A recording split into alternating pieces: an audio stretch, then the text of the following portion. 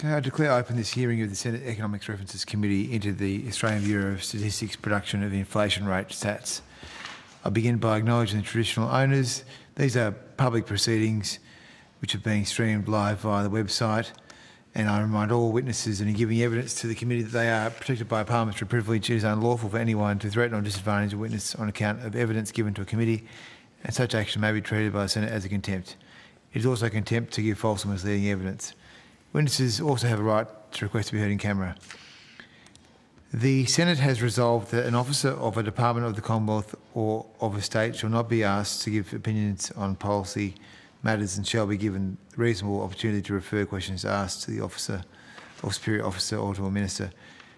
This resolution does not preclude questions asking for explanations of policies or factual questions about when and how policies were adopted. If a witness objects to answering a question, they should state the ground upon which the objection is made, and the committee will determine whether it will insist on an answer having regard to the ground which is claimed. If the committee determines to insist upon an answer, a witness may request that the answer be given in camera. Commonwealth officers appearing today are also reminded of the Senate order specifying the process by which a claim of public interest immunity should be raised. A copy of the order is available from the Secretariat. I now welcome representatives from the Australian Bureau of Statistics. I understand the information on parliamentary privilege and the protection of witnesses has been given to you. For the House of Record, please state your full names and capacity in which you appear. Brenton Goldsworthy, the Deputy Australian Statistician of the Insights and Statistics Group. Sorry, could you repeat the title again, please? Deputy Australian Statistician. Thank you. Michelle Marcourt, I'm the Program Manager of the Prices Branch at the Australian Bureau of Statistics. Lee Merrington, Director of the CPI. Okay, I assume you have no opening statement. No, that's right. Okay, we've got a question. Senator Roberts. Okay, thank you, Chair, and thank you for appearing here. CPI, as we discussed informally, is something that's very important to a lot of people around Australia. A lot of things based on it. So let me just check my understanding. The Australian Bureau of Statistics produces a set of indices called living cost indexes. These are designed to show the inflation facing specific demographics within the Australian population. Now, as I understand it, your latest indexes, released on the 7th of August, shows the following. Pensioners and beneficiaries have a living cost index of 4.1%. Employees, 6.2%. Aged pensioners, 3.7%. Other welfare, 4.6%. Self-funded retirees, 3.8%. I don't know if that's if they're getting funding self-funded in part or wholly or whatever. Perhaps we can explore that. And the consumer price index is 3.8%. Are they all correct? They look correct to me, Senator, yes. Thank you. So my concern is this, Mr Goldsworthy. Is your CPI representative of the inflation that adult working employee Australians are experiencing? The ABS data set 6336 working arrangements as at August 2023 shows there are 14 million people working for a wage or salary in Australia, including owner-managers of their own business entity. Does that mean small businesses are included in that figure of 14 million? And if so, how many? Sorry, Senator, I might need to ask you to repeat the question. The ABS dataset 6336 working arrangements as at August 2023 shows there are 14 million people working for a wage or salary in Australia. That includes owner-managers of their own business entity. Does that mean small businesses are included in that figure of 14 million? Small businesses and their employees. Off the top of my head for that. Yeah, we don't have those figures to hand, Senator. Do you know how many small businesses there are? No, Senator. We came prepared to talk about questions in relation to the consumer price index. Yeah, that's where I'm heading. Because I'd like to know how many people depend upon the CPI figure and their various... So we can certainly take that on notice for you, Senator. Thank you. Does the employees figure include the 1 million contractors as listed in your characteristics of employment page? So the employee households, that represents wage earners? Purely wage earners, no Yes. small business, and self-employed, owner-managers. So it's wherever the main income of households is. So if you're a household and you maybe have a wage earner and someone who receives a pension, if the main income for the household is wages, then they would be counted as in the living cost indexes for employees. Thank you, Mrs. Margaret. I'll just go through the categories, the living cost indexes again. All the jargon gets me, so just bear with me, please. Pensioner and beneficiary. Yep. So no small business in that. So that's households whose main source of income is government pensions. Yep. Then there's employees, which are adult working employees, including owner-managers of their own business. No, I think it would be employees, not business owners. So the figures I've got, one of my staff has done the research. There are 14 million people working for a wage or salary in Australia, including owner-managers of their own business entity. Yes, so I think we can come back to you on it, but I believe it's just whether or not they're earning a wage or a salary as an employee, not as an employee of someone else. As an employee of somebody else. All right. Yep. So we may be wrong there. Then the next group is age pensioners. Yep. So they receive an age pension from the government. That's the main source of income for that type of household. Other welfare, self-funded retirees, and as I said, I don't know if that's partial income. Oh, it's their main source of income. So it's the main source of income is their self-funded, is that they are a self-funded retiree. That is, they're not on the age pension. Right. So where would small businesses, owner-managers fit and contractors? They don't really fit into the consumer price index or the living cost indexes because it's about households. So it's not about businesses, it's about expenditure by households. What about small business owners, though? They have a house. Well, yeah. How do you capture them? If that's their main source of income, I'm not sure. I'd have to check, but I don't think they're... Do you know, Lee, off the top of your head? I'm trying to get a feel for how many people are in employees category.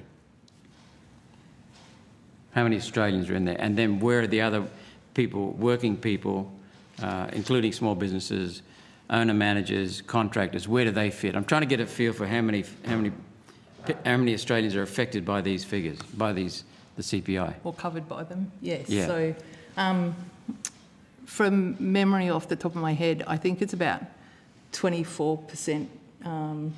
No, let me take that on notice because I'm not 100% certain. We can come back to you, Senator. It'll certainly be the vast majority. So my understanding of the origins of these indices is we've sought to capture, I guess, the major household types depending on their main source of income. As Ms Marcotte went through, and indeed you went through in asking your question, one of the main sources of income is the pension for many people. For others, it might be earning a wage or salary. Others might be retired but don't use the pension, are self-funded. Others rely on government welfare payments. So they're the main categories of income, earning an income for household types, and we've built the selected living cost indices around those. But certainly happy to take on notice if we can provide you with sort of detailed breakdown of the composition for Australian households by those types. Yes, if you could, please, because I'd like to know the owner-managers, because they're outside employees, but they're not in any of the other groups, contractors and small businesses who pay themselves.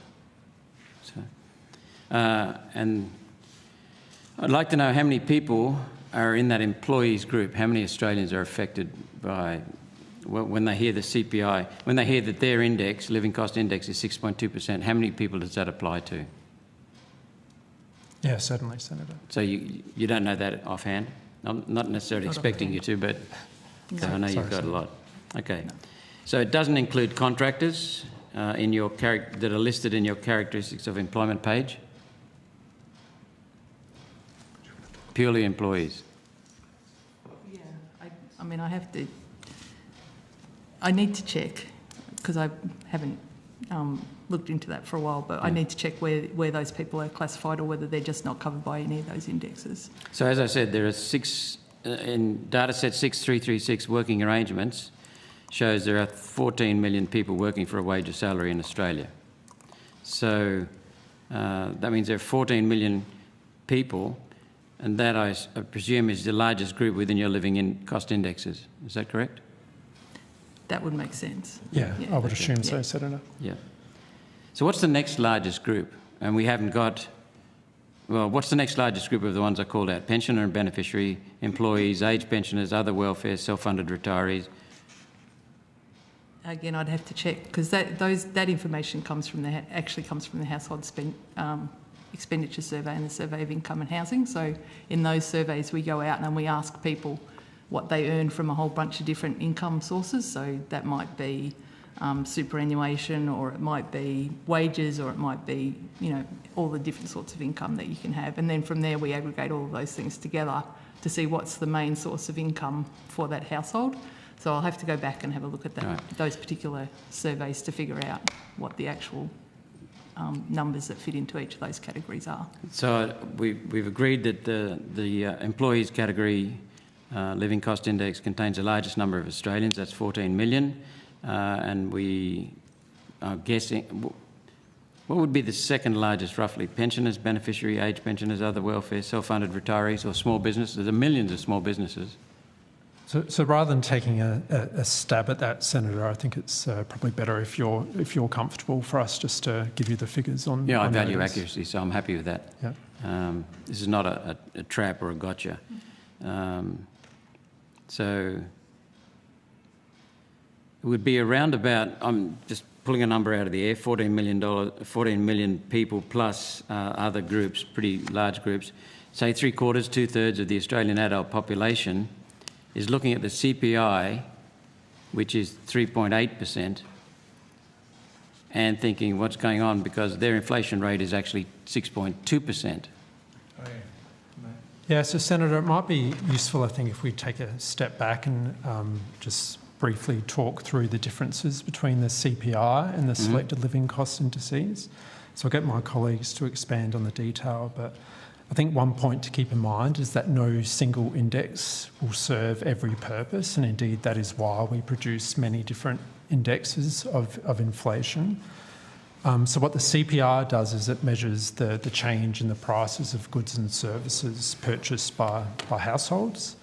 Now, a lot of people use that as a proxy for change of the cost of living, but the concepts are actually a little bit different, and that's precisely why we produce these separate selected living cost indices, and I think we've been doing that since the late 1990s. Now, there's two principal differences at a higher level between the selected living cost indices and the CPI. One is the weights we use to aggregate the prices of individual goods and services into an index. So for the CPI, we use weights based on household spending patterns in the 8 major capital cities, or the eight capital cities. Whereas for the living cost indices, we use weights that reflect the spending patterns of the particular household type, and we went through those different household types. Yep. The other big difference is, it gets a little bit technical about using an acquisitions approach for the CPI versus an outlays approach for the cost of living indices. But the key point of difference is the treatment of housing. And I think we might have discussed this estimates I'll come on to that again. previously. So with housing, for the CPI, we separate the cost of housing into, well, we think about there being two components. One is land, which is an asset or an investment, which isn't included in the CPI. The other is the cost of building new structures, so a new house. So that's what we capture in the CPI, and we also, of course, capture the rents for those that are renting properties. Now, for the living cost indices, as I said, that follows the outlays approach, and for that, we include the outlay a household needs to in part in order to acquire the house, and for many households that involves a mortgage. So we include the mortgage interest costs in compiling the... But not the cost of the house, just the mortgage That's interest right, cost. just the mortgage interest costs. So I don't know whether you want to correct the record or expand on any of No, that I think detail. that's fine. I mean, one is the concept that you've sort of bought it at the time. So you bought the house in the first period that you're trying to measure and comparing to the next period, and the assumption is that you've bought the whole house then, whereas obviously most people don't buy They don't pay for the house up front, so that's kind of the difference between the living cost indexes, because the living cost indexes are how much are you paying to continue to have that asset, and for people who've bought it using a mortgage, then obviously they have to pay interest charges on that mortgage. So that's the big differences. So am I right in thinking that it's misleading for so many people? I'm guessing 2/3, 3/4, 80% of the Australian population is actually facing 6.2% cost increase, whereas the CPI tells them it's 3.8. When they go to the supermarket, they think this is not right. When they think about their home payments, this is not right. So I certainly wouldn't say it's misleading, Senator. They measure different things. So when it comes to supermarket prices, for example, they're measured the same. No, I in the accept CPI that. living I cost accept that. indices. But most people overwhelmingly would say CPI, that tells me how much it's going up. But they're saying it's going up by way more than 3.8%. So without an explanation of the CPI versus employees' living cost index, most people are saying this is not right. Yeah, so I guess one way I think about it is when mortgage interest rates are stable, CPI and living cost indices broadly move in line with each other. But because of the different treatment of housing, when mortgage interest rates are either going up or going down, there will be a divergence between the two indices. So how do you justify, without explaining it to people so they understand what's going on, how can we justify using a measure that does not reflect the actual inflation rate for a significant proportion of the population? So like I said, Senator, it really comes down to the purpose behind the particular index. So the CPI, one way of thinking about the CPI is that it's a macroeconomic measure to inform government, inform the Reserve Bank of Australia. Economists. People making policy decisions in industry. That's right. And what we try and pick up there is the pure price change. And I don't know, previously we've talked about how we capture things like shrinkflation and other quality adjustments. So it's very important that we capture the pure price change, which is what the CPI tries to do. And we've gone through the different treatment in housing as well. So it really comes down to the purpose for which or what question you're trying to answer, I guess, as to which indice you should use. Okay, so I'm guessing most Australians would think, I want to know how much it's affecting me, so they go to the CPI, but your actual living cost index is much higher. Can we come to something else that's a big cost burden on people and also a joy? Children. Looking through your methodology, we didn't see a lot there about children. The Australian Institute of Family Studies put out a measure in 2018 of how much it costs to raise a child, finding that it cost $340 a week to raise two children, a 6-year-old and a 10-year-old boy, 6-year-old girl and a 10-year-old boy. Was that Australian Bureau of Statistics data, and is there any inflation time series around the cost of raising children? So I'm not personally familiar with that data. No, I don't think. Well, so the ABS I think you gave us a source, and it wasn't the Australian Bureau of Statistics. No, it was the Australian Institute of Family Studies. Did they rely upon you? Oh, they may do. I'm not sure without looking at their thing. But I think it would be fair to say that, though, going back to the price indexes, so this doesn't have a level of spending in it. It's obviously about the change in prices. So to the extent that people are buying things for their children, like toys or childcare or anything like that, then all of that is covered by the CPI and the living cost indexes. But you can't tell how much inflation is around the cost of raising a child? No, we don't put out a separate index that's just for things that are bought for children, okay. no. How does your data help a family quantify how much the inflation rate is impacting on their household? So if you really wanted to, you could pick out different parts of the index and combine them together. So if you wanted to combine, say, food and childcare expenses and toys or whatever else it is that related to having a child, then you could do that. But really the bottom line is that the CPI is not actually about individual types of households or individual people. It represents the whole household sector. So I'm just wondering how parents judge their spending, forward plans, wage and salary demands and decisions around having children on that measure, how much kids cost, How do parents understand their inflation rate from your data? Because I would think it would be a very good KPI for politicians to assess how much it costs to raise a child. But that's not possible. Well, there's two different things, right? So there's how much does it cost to raise a child, which is the dollar amount of things. Like that's kind of a level. You know, it's that you pay $20 for a toy versus the price index, which is saying how much has the price for that toy changed. So there's kind of two different things.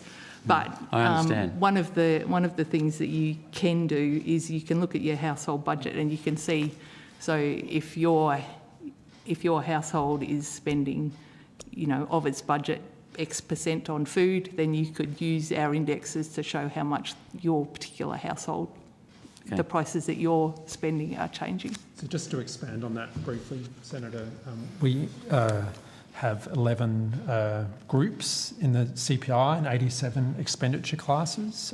So you can certainly look up the ABS website and look through the price change for each of those 87 expenditure classes. We also, I think I'm right in saying, we publish the weights for each of those classes as well. So you can see the weight that is used in the CPI, and people can make their own assessment as to whether how much they spend is higher or lower. Thank you. So let's move on to housing. ABS dataset that's titled Residential Property Price Index has been discontinued. So I can see an index called Total Value of Dwellings, with the emphasis on value. The summary page doesn't provide any usable information to anyone trying to find out how much the average price has gone up. We can get that data if I download the spreadsheet 6432 and work it out for ourselves, yet that's not reported. Is there a simple visual representation of house price inflation in each state to which the people can refer? Yes, so we discontinued that because there are a number of other sources that give that very similar type of information. So CoreLogic is one, Domain is another. They're private companies, are they? That's right, but they use the same methodology as we used to use when we did the residential property price indexes. So effectively they were putting out the same information a bit earlier. So we were getting all of our information from them and then republishing it. So do you republish it now? No, we've discontinued the residential property price index publication. So why did you stop? Could they do it more quickly? That's right. What are the hurdles there? Because I would have thought no one would be able to do it more quickly or better than ABS. Well, they get information from they get information from all of the sales that are made, either through the Valuer Generals or other data sources like realestate.com. They basically were able to put it together much faster than us. And in fact, the source of the information in the residential property price indexes and the total value of dwelling stocks is CoreLogic. Okay. It's also the case that we need to make prioritisation decisions, and we make a judgment as to where we can add most value. And given the private sector sources available for residential prices, we made the judgment that we could add more value by reallocating the resources we have. Yeah, I've got no problem with the government saying leave it to the private sector, if that's the way they see it. If the mean price of a home in Queensland in 2020 was $524,000, and that same figure in 2024 is $815,000, per your data set 6432, column A, line 42, has that housing price inflation been captured in the CPI? I'm guessing not. Well, a large component of that price inflation would reflect the increase in land prices. And as I said before, land is treated as an asset or an investment, so that component isn't captured in the CPI. Can we break out land from housing construction or housing prices? You said it's not captured. Yeah, well, we price project we do. homes, We price the cost of building a new home, and that the change in the price of building a new home reflects changes in the cost of building, either through materials or labour. Right. I remember running an economic summit in my office. We hired a room in the Queensland Parliament building in 2017, and Dr. Alan Moran gave us some figures. He said the cost of building a house in Houston, Texas, at that time was the same roughly as the cost of building a house in Sydney. The huge differential in house prices was due to land. So is there some way that people can capture that? Because what we see, as I said, was that the mean price of a home in Queensland in 2020 was $524, and that same figure now in 2024 is $815. That's a hell of an increase. So there's another part that goes to this. So the CPI is about the changes in prices of the household sector, so what the household sector is purchasing from the business sector or the government sector. So the sale of existing houses between one household and the next effectively nets out, and there's no weight. They're not in the CPI because they're being sold from like me to Brenton. So what you're saying is someone gets more money for selling it and someone has to pay more money for buying it. That's right. That's right, but they're both household. But the one who's now Household, so- buying a property for the first time, compared to 2020, is now they're facing a 55% increase compared to their peers in 2020. So, but there's somebody else in the household sector who's sold it to them. I get nets that. out, right? I get that. So what remains is brand new houses, which is what we price. So brand new project homes is what we price, and we exclude land, as Brenton said, because that's an asset. So existing houses are excluded because the sales between one household and another household, and new households are represented by pricing project homes, but not the land. What about someone who's bought a house in 2020 for $524,000 and sold it in 2024 for $815,000? So someone's paid the extra money. They've received the extra money for selling it, but they then have to go and buy another place. So it's going to be captured anyway. So It needs to be captured It just keeps anyway. netting out because it's between households. So you need to think about the CPI as representing price change for all households. So it's not really representative of the individual. That's right. CPI is not representative for an individual. That's right. That's correct. So one of my favourite I think that would be a surprise to many Australians. And not a criticism if that's the way your formula works, that's fine. But So it's a lot not, of people are relying upon your CPI figure. So it's not because, for example, it has rents and new homes by owner occupiers, and you can't actually rent and buy a house for yourself, right? So conceptually, the CPI does not represent any individuals because it's representing what all households in Australia are spending. But it's in the aggregate of In the all aggregate, Australian that's households. correct. So some people are doing really well or not suffering, and other people are suffering and sleeping under bridges in Queensland, you know. So that's not your fault. I'm not trying to imply that. But you do capture mortgage cost changes. So let's consider that. Yes. If the average mortgage in the employee living cost index in 2020 was $500,000 and in 2024 is $800,000, do you show that as an increase in interest charges? So yes, to the extent that mortgages have gone up, so then that would mean that you need to pay more interest. So there's two things that can make your interest payments higher, and that's one of them is the interest rate, and the other one's the amount of the size of your mortgage. So Yep. to the extent that people's mortgages have gone up or the interest rates have gone up, then both those things show up in the mortgage interest, the changes in the mortgage interest charge cost. So both the interest rate and the higher mortgage. Yep. Okay, thank you. Moving on to land tax. Victoria has increased their land tax by creating a $975 surcharge, wow, and a 0.1% increase in the rate. Does that increase factor into the CPI or LCIs? Yes, we include property rates and charges in the CPI and the living cost indexes. Not just rates, but all government charges, state, local government, local council? Yes. Okay, thank you. Okay, let's move on to a question from June. In June's Senate estimates, I asked about the change to the weighting for recreation and culture. Mr. Gruen took that question on notice, and I have not received an answer. So I'll ask again. I'll just read the question as I stated it back in June. Is the last change of weighting, the weighting for the category of recreation and culture, increased by 16%? That category happened to be one of the leading disinflationary categories, dragging down the CPI figure.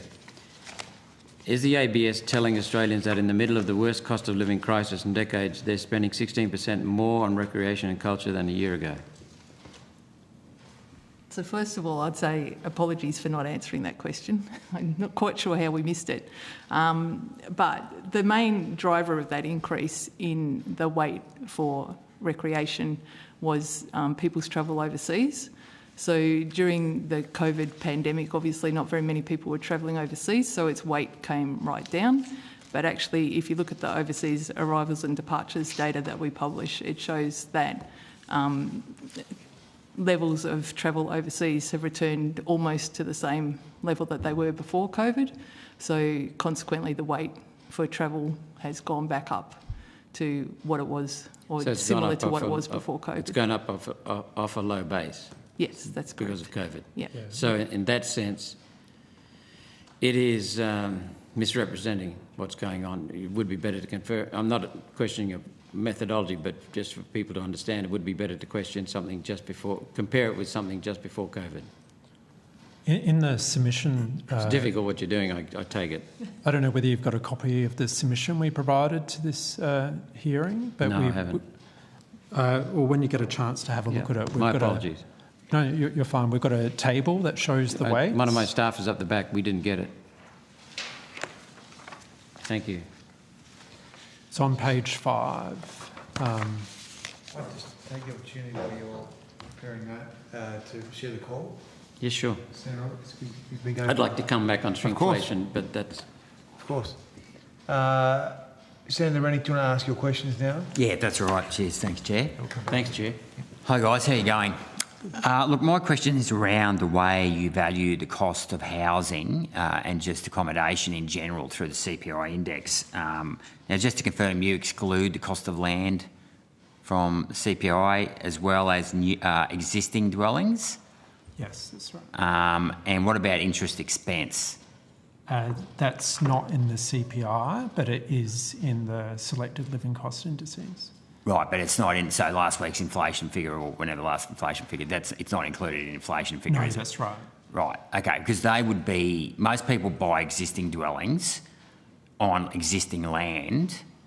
I mean, and the other thing is, so I guess my point is it's skewed, I think you're underestimating the cost of inflation, aren't you, by excluding the cost of housing of existing dwellings and land? So no. As my colleague tried to explain, and this is quite complicated, the sale and purchase of an existing dwelling is within the household sector. So we don't capture those transactions, just like we wouldn't capture, presumably, the sale of a second-hand motor vehicle between two individuals. But you can say that about food or anything. It's within a certain sector. Well, no, we're purchasing food from a business, so it's outside the household sector. So what we capture in the CPI for housing is the cost of building new construction, so the cost of the materials, the cost of labour in constructing the new dwelling. But then I mean, there's two issues there. First of all, new houses are generally built on the edge of the city, so they're going to be the cheapest and furthest away from the CBD or whatever. So you're skewing towards lower cost houses for a start. And secondly, it's a big assumption to just assume because you're buying and selling, it's an intergenerational issue as well. So you're not capturing the intergenerational issue by excluding the cost of existing housing, land and interest rates. So it'd be cheaper in the outer suburbs because of the lower cost of land, and we exclude land from the CPI, so that doesn't matter. Well, it does matter because the cost of housing, like 85% or 90% of the housing stock is existing housing. So to exclude 80 to 90%, whatever it is, of your existing housing stock seems disingenuous to me. So again, I think we need to come back and remind ourselves what the CPI is trying to do. So the one indicator cannot serve all purposes. So the CPI is very much a macroeconomic measure of inflation to inform government, RBA, economists. Exactly. So rather than just have rents, which is and new housing, you should also include the cost of land, existing buildings, and interest rates. Because 33% of people don't rent; they actually have mortgages.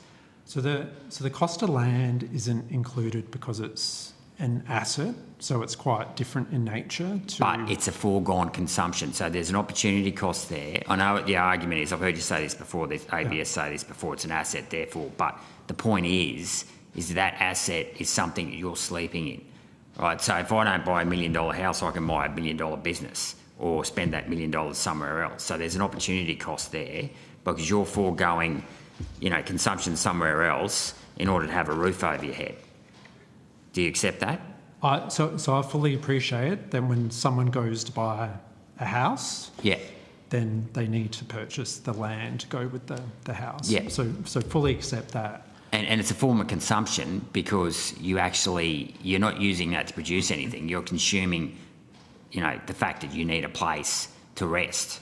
Well, the dwelling component is consumed over time. The land component is an asset that isn't consumed. It doesn't depreciate in value like other consumer durables do.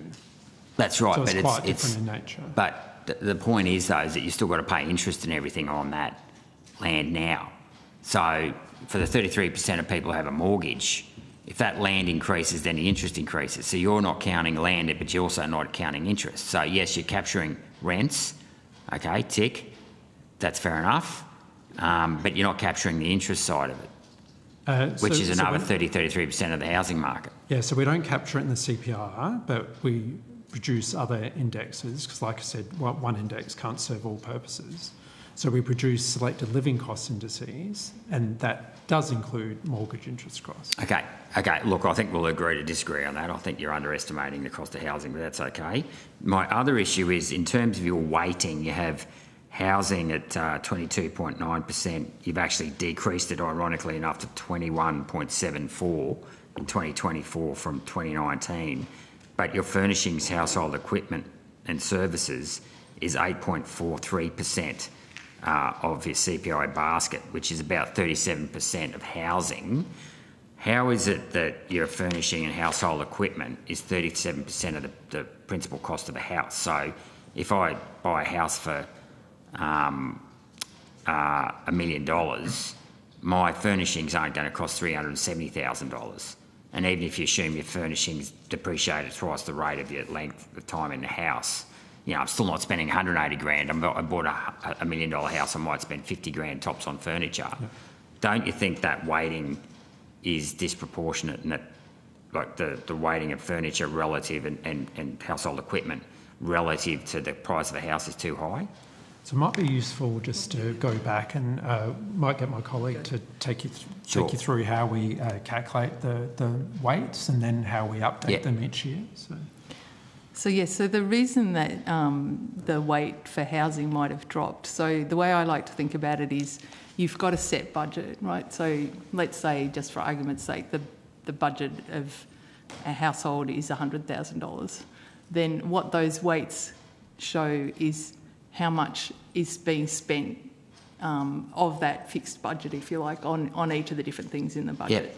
So as we were discussing before with Senator Roberts, the weight for international travel has increased because there's more people travelling overseas than there were during COVID. And consequently, that means that some of the weights for other things have come down because it still needs to add up to the 100%, to the 100%, right? So that's sort of part of the answer.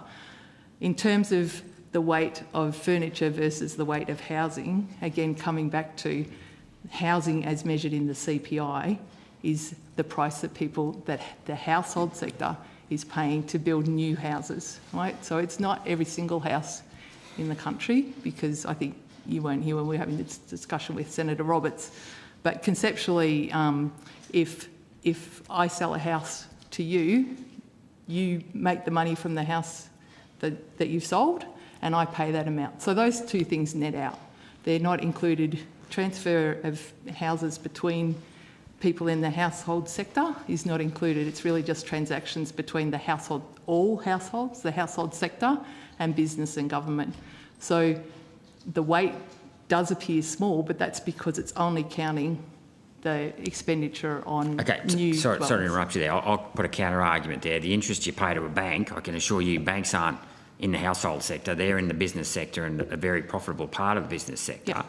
So yet again, it comes back to, well, if you want to make that argument, consumption, it comes consumption on the actual or housing to housing within the Yep. buying and selling of the house. That's not the same for interest, and often the interest ends up costing more than the entire cost of the house over the lifetime. So in the living cost indexes, as we were just discussing, that mortgage interest charges are in the living cost indexes and they do increase, But not in the CPI. not in the CPI. But that's the point. If it was in the CPI, you'd see a much higher jump in the CPI over the last 4 years, where the RBA has increased interest rates by 4% over, and then that in itself would then put a brake on the RBA, because what they're doing is pouring fuel on the fire. I mean, this isn't your fault. I realise So, this I has mean, been a long-standing yeah, I mean- practice, but it's kind of.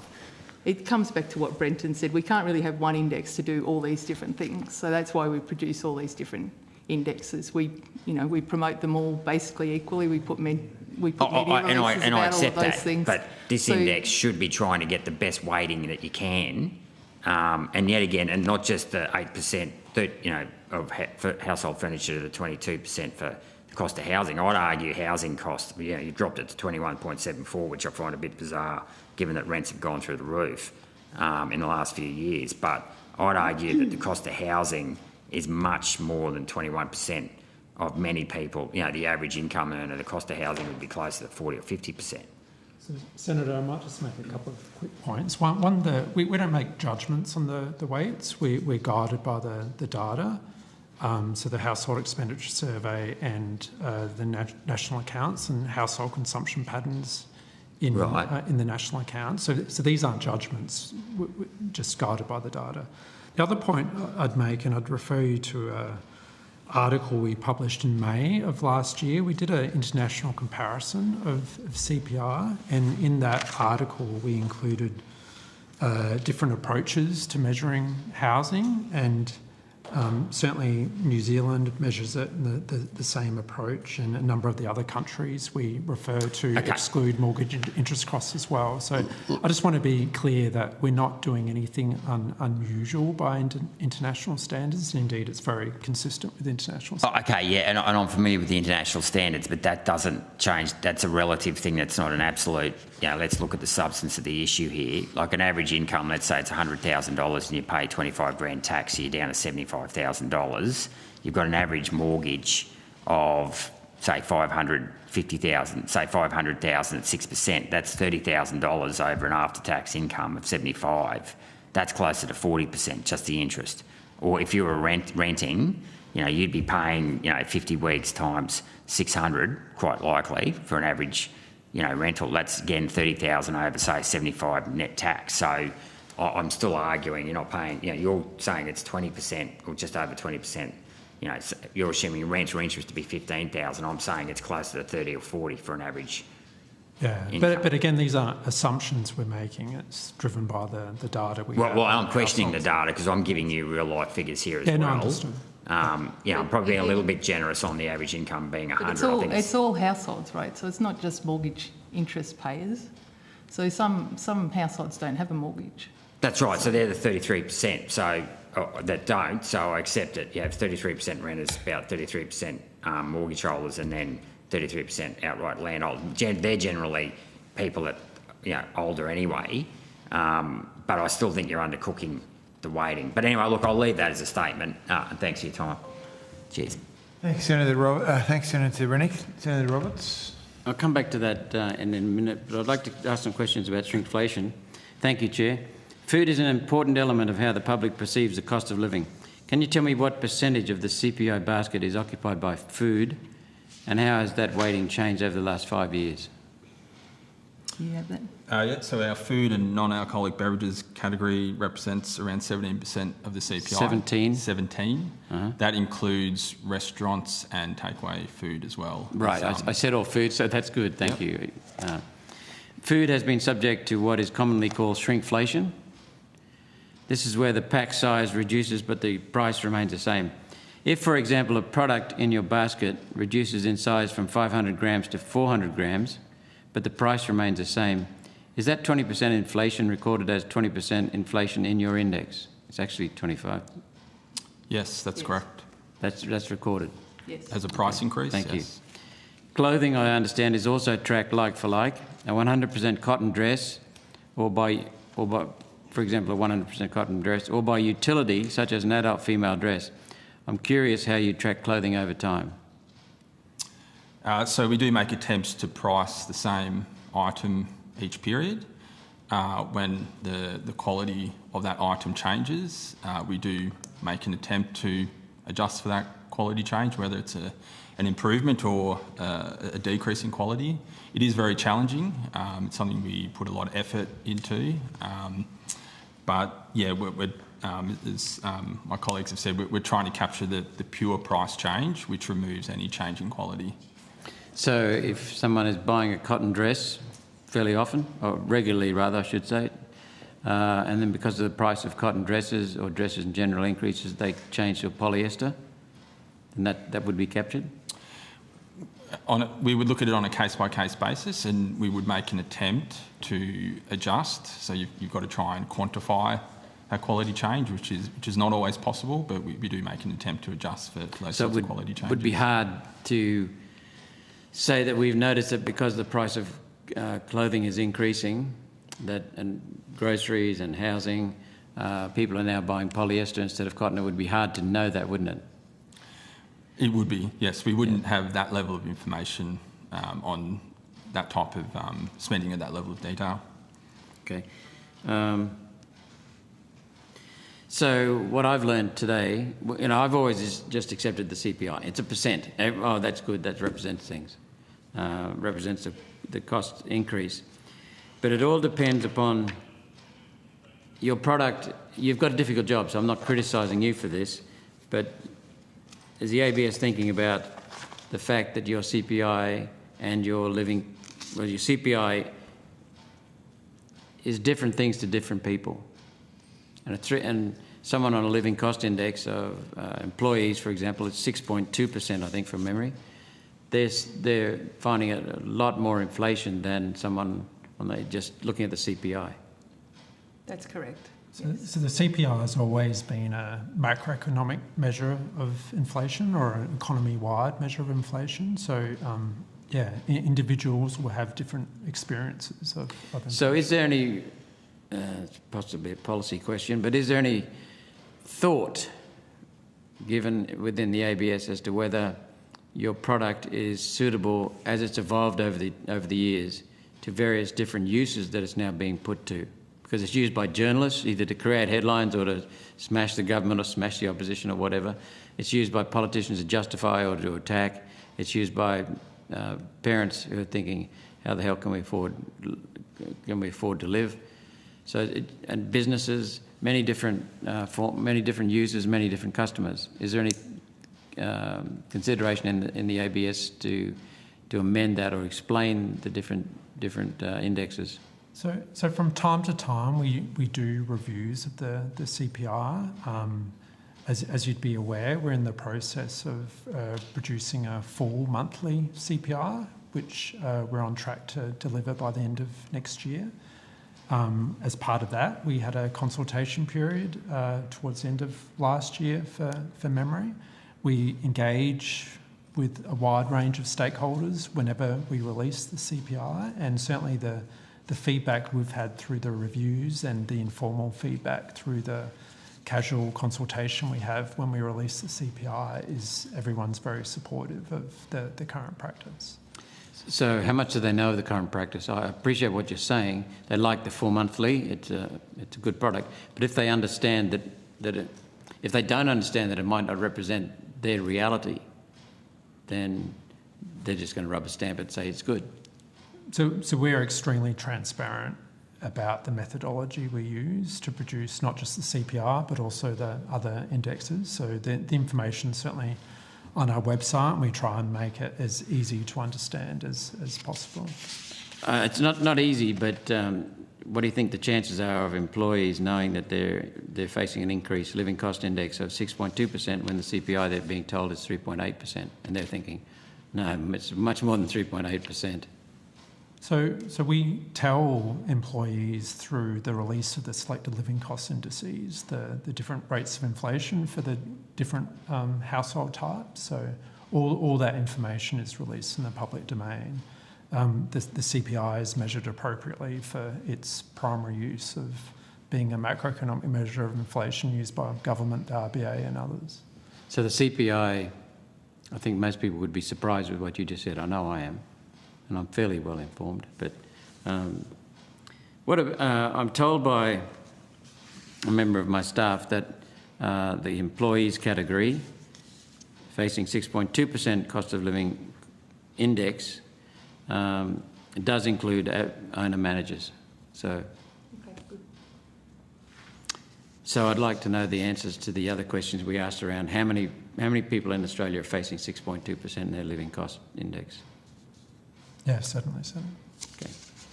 That's all I have, Chair. Thank you very much. And Deputy Chair, thank you. That concludes today's hearing. Thank you to all witnesses who appeared and to Hansard Broadcasting for their assistance. The committee has agreed that responses to questions and notice should be provided by Friday, 13 September 2024. The committee stands adjourned.